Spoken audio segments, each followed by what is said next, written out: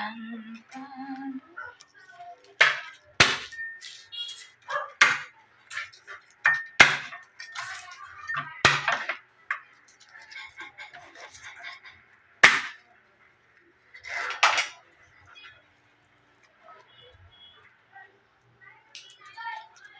Garlic.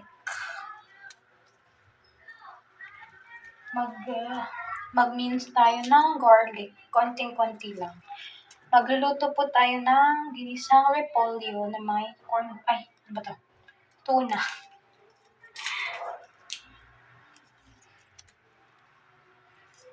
Yan, konting bawang pa.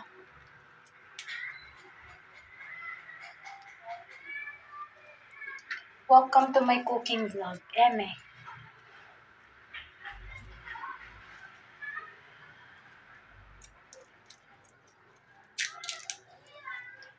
Ginisang repolyo kasi ang gulay natin kasi meron tayong lumpiang Shanghai na pang terno. So, mince lang.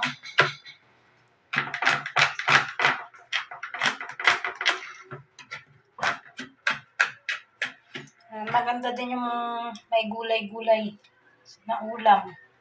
Para healthy kunyari.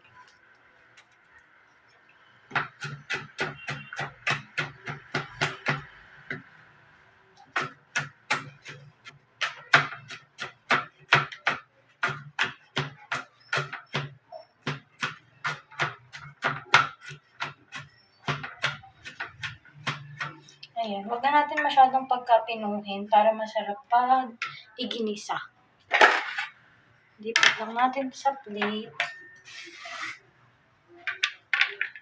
Tapos, ang next na hiwain natin ay sibuyas. Maliit lang kasi konti lang naman yung lulutuin.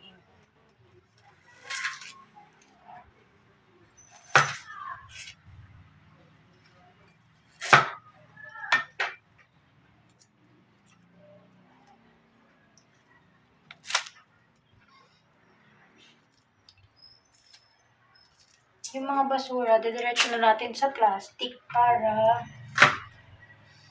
konti lang yung kalat.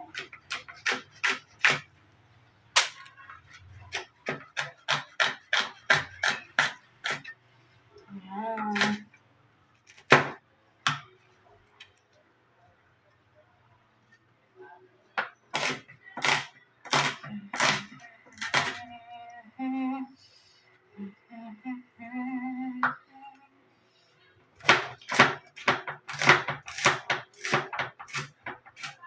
Tatalsikan pa yung sibuyas eh.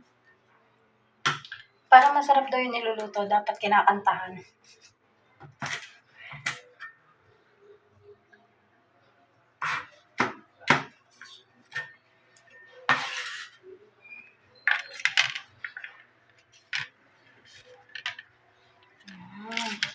Tapos, ang sunod naman ay hiwain natin itong repolyo. Tanggalin lang natin yung top part kasi medyo may sira-sira. Yan. Tapos, hiwain lang natin ito na hindi naman gano'ng maliliit. Sakto lang. Hiwa ko sa gitna.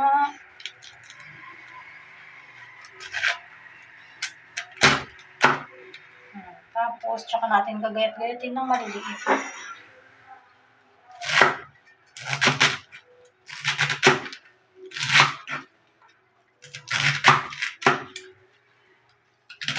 Tapos, hindi natin sasama yung matigas na part kasi ayoko na.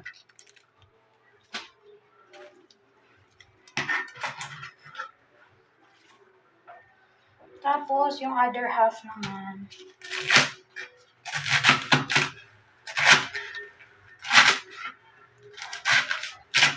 Ayan. Ganun din, di na nasasama yung matigas.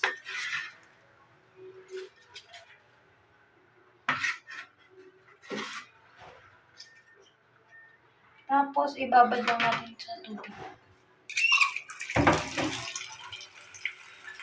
Maghiwa din tayo ng sili. Ayan, medyo nahugit lang ang ating pagluluto dahil ako ay nagsaing. Tuloy na natin. Maghiwa lang din ako ng kaunting siling green para may konting anghang. Yan. Tapos, ang carrots.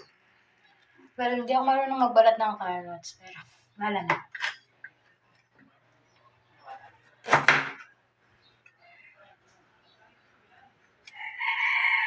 Don't judge me. Di talaga ako marunong magbalat ng carrots na kutsilyo.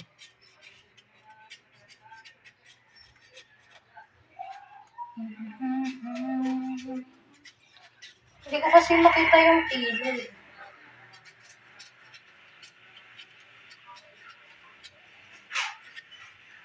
Alam nyo, wait lang, hanapin ko lang yung peeler kasi pinahirap ko yung sarili ko. Ayan, nakita ko na yung peeler. Nahugasan ko na rin. O, diba? The work is very, very easy peasy.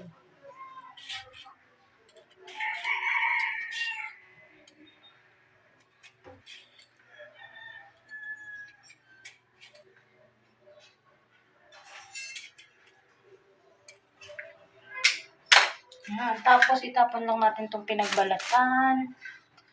Siguro iwain ko lang to ng maliliit para mabilis maluto.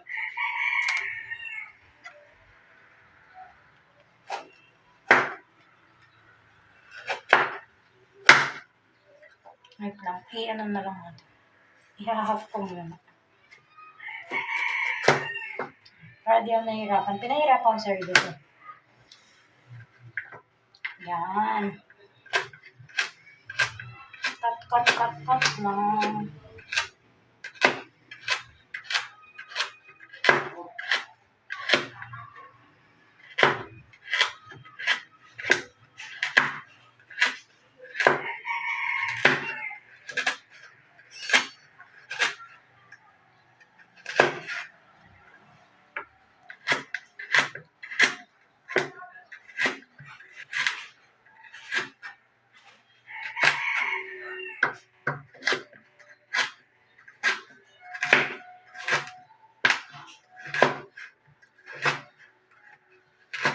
Ayan. Okay na ang ating carrots. Paano lang yan? Yung hiwa na pa letter D. Para medyo malalaki. Kasi ayoko din ng masyado siyang naluluto. Ayan, wait lang. Ayan, nagpapainit na tayo ng kaserola na lang. Kasi wala akong maliit na kawali. Papainit lang ako ng kaserola. Tapos magigisa na tayo.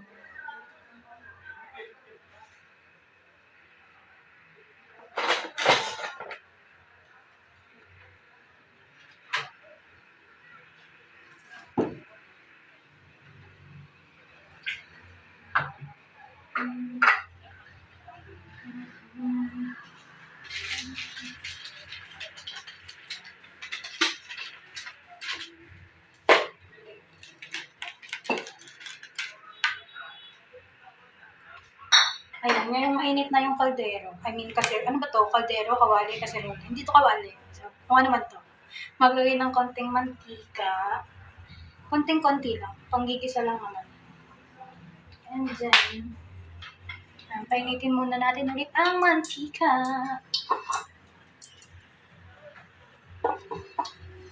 Tapos, yan. Tayo na natin siya ulit. Ayan. Nausok na siya.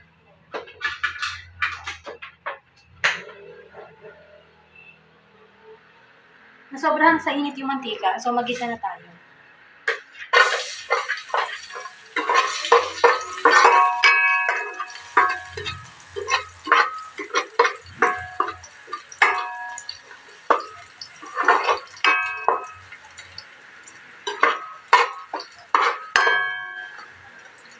Isa lang natin, tapos medyo tustahin natin yung bawang kasi yung gusto ko.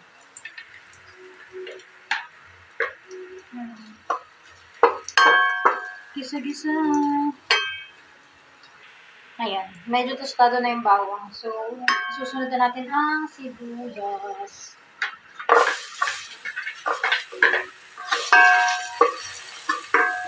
Tapos, pag medyo maputi na yung sibuyas, maputi na yung sibuyas kasi medyo maputi na.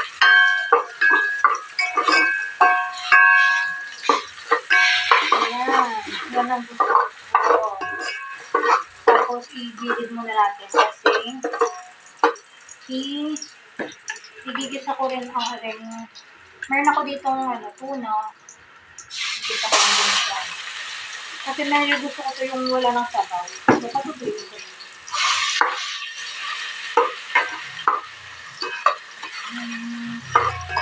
Igigisa.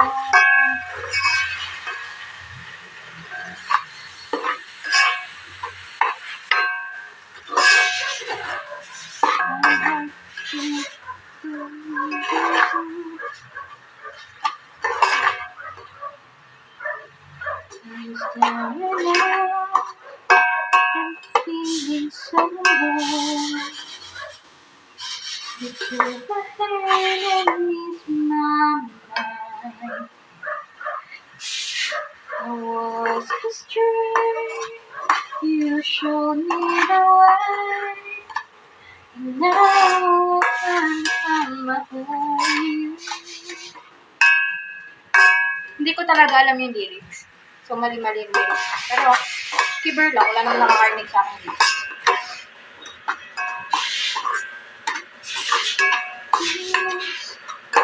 Don't let this feeling end. It's everything I am. It's everything I wanna be. Ngayon, medyo nagisa na yung tuna. Isusunod ko na rin. Ilalagay ko na rin yung sili. Tapos ilalagay ko na yung carrots para medyo lumambot. Tsaka ko lalagyan ng kaunting tubig.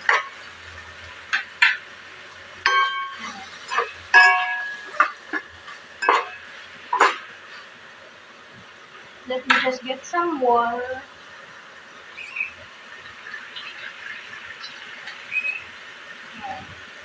Ayan, kaunting tubig lang. Just enough na may konting sabaw lang yung ginisa. Ginisa may sabaw. Gusto mo yun?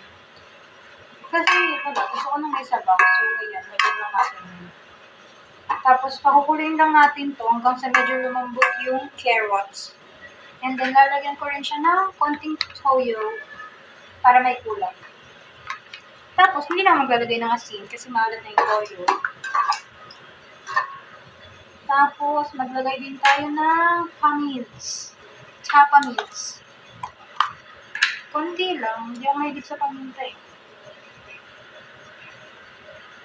Yan, okay na yun.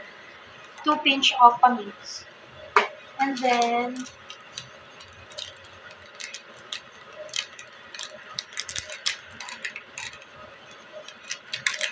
syempre, hindi namin kakalimutan maglagay ng masarap na pampasarap na magic syrup. Konti lang din. Just enough. Ayan, okay na yun. Tapos, yung mga pinagamitan, iligpitan din natin. Ayan, balik lang natin sa mga pinaglalagyan nila. Kasi, ayoko nang makalat pag nagluluto ako. Ayun, magluto na muna tayo. I'll be back. Ayan. Medyo malambot na yung carrots. Ayoko din ng masyadong malambot. Gusto ko crunchy. So, ilalagay ko na ang repolyo. Nag-isip, hindi na alam yung niluluto. Ayan. Ay! And water nga pala. Lagay na natin ang repolyo, mahiwag. Alam niyo bang ang mahal-mahal ng gulay ngayon? Diyos ko, ang mahal ng bilihin.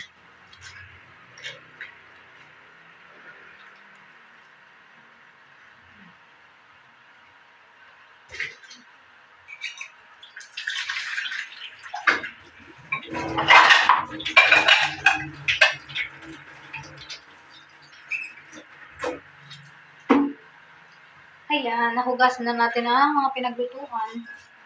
Tapos, hinugasan ko na kanina habang naantay lumambot yung carrots.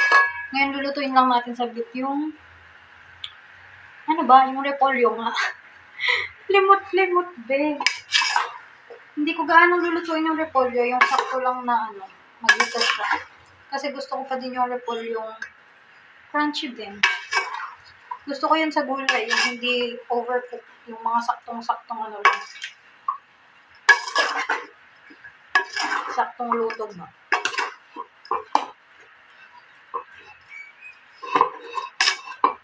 Masarap din naman tong repolyo pag may konting sabaw. Pero, ayoko ng sabaw ngayon. Kasi, ang init-init tapos may sabaw pa ang ulam, di ba? Halo-halo lang. Para mag-combine-combine yung ginisa-gisa natin tsaka repolyo. Ayan, pag well combined na sila, ayan na lang natin siyang mag-gisa for a while.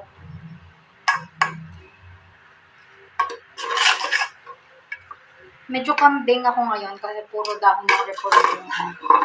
Pero kasi, wala, mas gusto ko yung gulay for now. Healthy living, kala mo naman talaga healthy si Ante. Kala mo healthy pero may kaya na chichirya na kung anit-anit.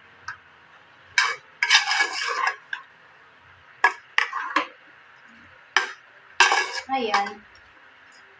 And then, nahalo ko na siya ng maigi.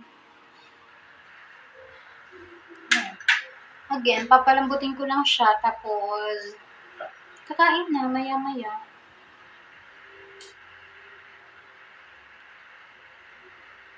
Hindi ko to masyadong inalatan. Pero gusto ko siyang alatan. Pero wag na. Kasi healthy nga yung ulam, tapos sa alatan ko din, hindi wala din.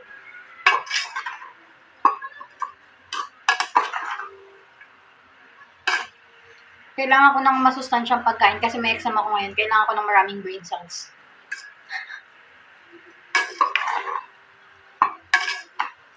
If tomorrow never comes.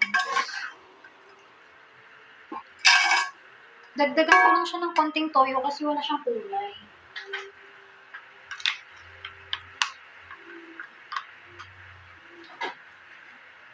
Kasi, nakakawalang gana kumain pag walang kulay yung kinakain. Ako lang ba yung ganun? Pag walang kulay, parang ang tabang-tabang niyang tignan kahit hindi naman natabang. Ayan, okay na siguro to. Tikman na lang muna natin.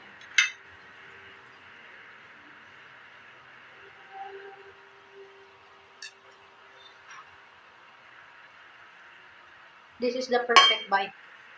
My repolyo, my carrots, and my tuna. Kain.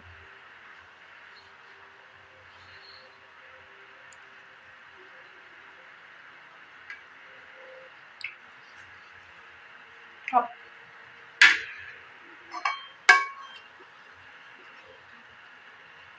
No.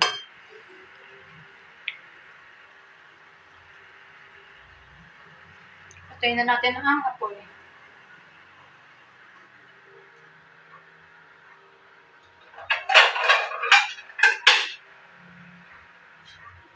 Tapos, isasalin ko na siya para makakain ako.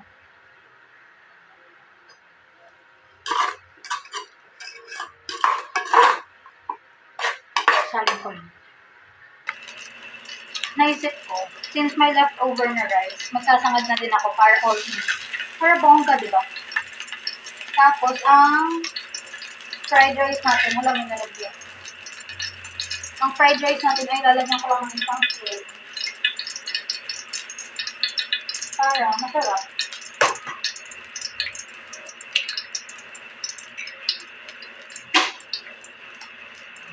I-beat ko lang tong egg.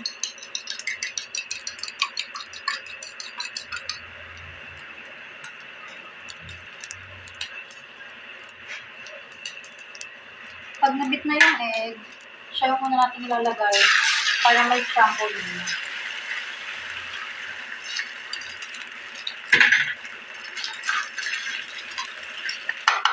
Durugin ko lang.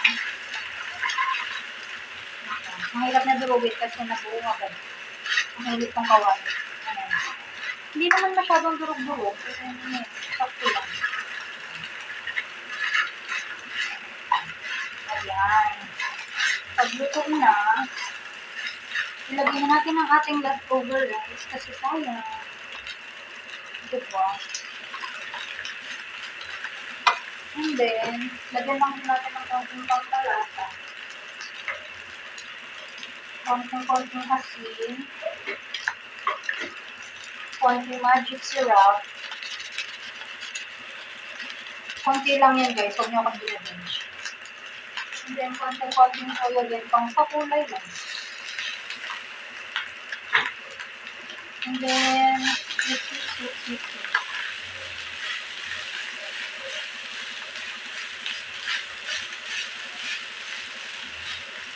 Hindi ko pala gaanong madurog yung kanin. Ayan, diba, struggle. May bagong saing naman, pero kasi, diba, why waste the ano kung pwede namang ipangam.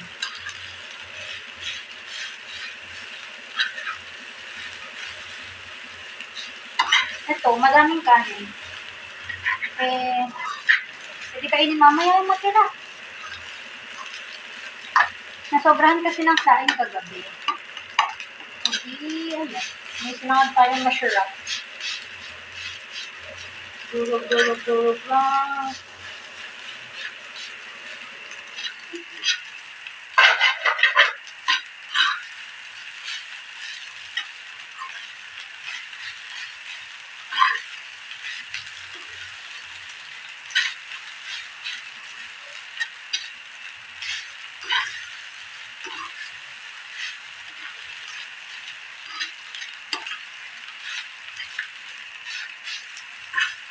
Hindi na ako naglagay ng garlic. Kasi wala lang, ayoko yun. Pwede naman natin. Mainit naman na. So, alay na lang natin ng maigi. Para mag-combine din yung mga nilagay natin mga pangkalasa.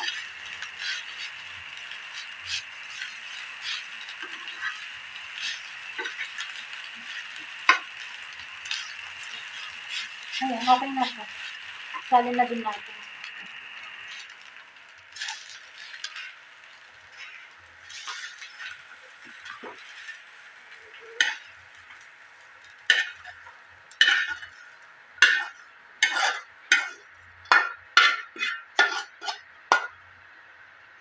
Ayan, naisalin ko na. Guys, yun na nga. Tapos na akong magluto. Tapos kakain na tayo. Ayan, meron tayo dito yung fried rice natin na may egg, Shanghai. Yung Shanghai, tsaka ako na ibibideo yung paggawa. Pero ako din gumawa niya. Tapos itong yung ginisa natin repolyo. Kain!